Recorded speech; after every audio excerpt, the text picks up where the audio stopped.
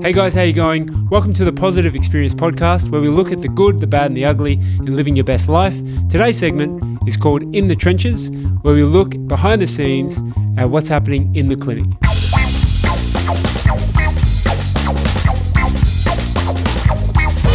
Hey guys, how you going? I'm Lecky. And I'm Avi. And today we're doing a 5 W's, so the what, who, when, where and why on sport. And the spotlight's going to be on me today, and Avi's going to be the interviewer. Yep. And I know there's strange times out there, and everyone's doing their best to keep themselves happy and healthy. So I think we'd shoot something a bit more lighthearted today and go down memory lane. Yep. Cool. As like you mentioned, we're going into sports. So first of all, we got the first W, which is the what. So what sports did you play in your lifetime? Early days, big on soccer. So I played that pretty early. I think you did swimming and a few other bits and pieces when you're young, but soccer was the main one in primary school. And I grew up in South Australia, so I played a bit of footy and cricket, but mostly soccer. And then when I came across to Melbourne in my high school years, it was rugby. So when you go to church and a lot of the guys are all playing rugby and that, then you just go where your friends go, really. So early days soccer, and then rugby union in the later days. Was there much of a rugby scene up in South Australia? No. So we were there during the Adelaide Rams. So rugby league tried to increase their footprint into South Australia, and that didn't go so well. But there's a heap of soccer's got a massive following in South Australia. It's got a massive following, obviously, with the AFL too. So I was in Adelaide during the Tony Modra era, who was a gun sort of forward. In those 2 years where the Crows won back-to-back. So despite that, not much rugby. Yeah, all right. So pretty much, you answered it before, but just recap it. So when did you first actually start playing soccer? How old were you, and what were your age when you started playing rugby? Yeah, so I was playing soccer from grade 2 onwards, and I had some pretty solid years over there. So I think the Socceroos coach or the manager, Angie Postecoglou, he was one of our coaches in South Australia. He's a South Australian fella, and there was a lot of names that I came up with that went on and did very well. So I was playing state level at juniors. I don't know if that counts for anything, but a lot of the guys I played with got to national level. Traveled a lot in age group junior sort of soccer teams, and traveled to Chile and Europe and things like that. So that's when we decided I was going to give it a good crack. And then when we moved over to Melbourne, soccer fell away, and then I picked up rugby pretty late as a 16-year-old. I played for my school, Melbourne High, and I played for my club. Continued playing club rugby. Got to some state level rep stuff and got almost international level, but I was just injury prone. I wasn't in the gym that often, so I was just relying purely on talent, but I wasn't working hard enough. All right. So pretty much young years, played soccer for most until you were about 16, moved over and you played rugby. Yeah, nice. I think every rugby player has a sob story. Yeah. All right. So why? So a couple of whys onto this one. So why did you choose these two sports? And why did you make the change if you were doing so well in soccer?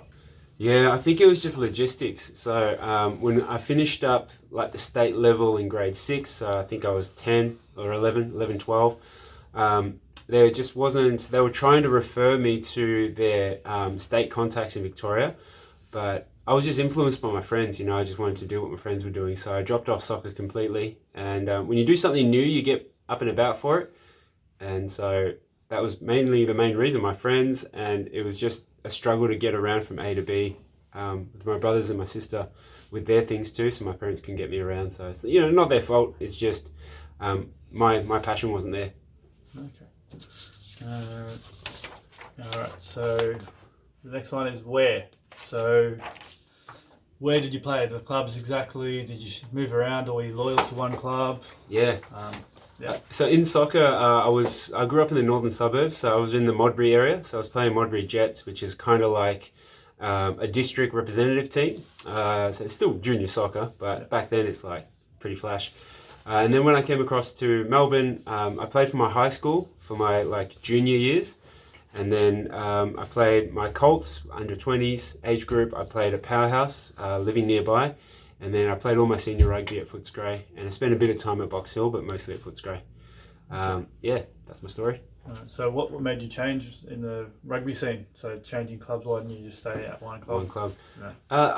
Again, it's a lot of influence. So, a lot of the guys I went to church with, some Tongan dudes, they were at Box Hill, and it was my last year playing Colts. So, my best mate Vernon, he shot off and played for Melbourne University. So we were playing at Powerhouse together, and then he shot off and played for Melbourne Uni. And I just thought, okay, I might as well shoot off and play one season with Box Hill, see how that goes. And then in the end, Vernon and I came back together, and we shot off to Footscray to play our seniors, and that's where we've been ever since. Nice. All right, so we're up to the last W. So the who. So who were you following when you were playing, like famous? Who was your favourite celebrity or famous soccer player or rugby player at the time? Who were the main following in the sports scene around those times? Yeah. So I'll give you one of each. So in the old days when you had those VHS cassette tapes, my dad had an old school one from, I think it was the 94 World Cup, and the main guy who carved it up, I think then, was Maradona. So, Little Maestro was a guy I looked up to, just because I guess, he's so small and commanded so much respect and had so much skill on the field. I know off field that might be a bit different, but he was a big guy. And then the second guy, rugby, is always going to be George Smith. So I was before the Rebels came on the scene. I'm a big Brumbies supporter, just because of George. Dreadlock guy, young, got into. He changed the way he played the game, changed the way that position played the game, and went on to play for the Wallabies and had a really good stint. And he's a nice guy too. He doesn't sort of beat his own drum too loudly. He's real humble. So that's good. So played soccer early years, then moved around and moved to Victoria and played rugby because of where your mates were, and gave soccer up. Interesting. And then played for a few clubs around here, and then ended up at Footscray, and I think you're still helping out Footscray every now and then, so which is good. Yeah, you can't be too far away from where your heart is and where your friends are, so that's how it goes. All right, cool. Yeah, I think Maradona, that World Cup, Is he a bit too old for that, or was he? I don't know. I can't remember. 94. I wasn't even born. So. Okay. Yeah. Hence the old VHS tapes. Yeah. All right. So that's it. So that's the 5 Ws. It was a nice short video. Thought we just brighten the mood and just learn about Lecky and what sports he used to play. I actually didn't know Lecky was good at soccer, so that was good to know. Long time ago. All right. Peace out. All right, guys. See ya.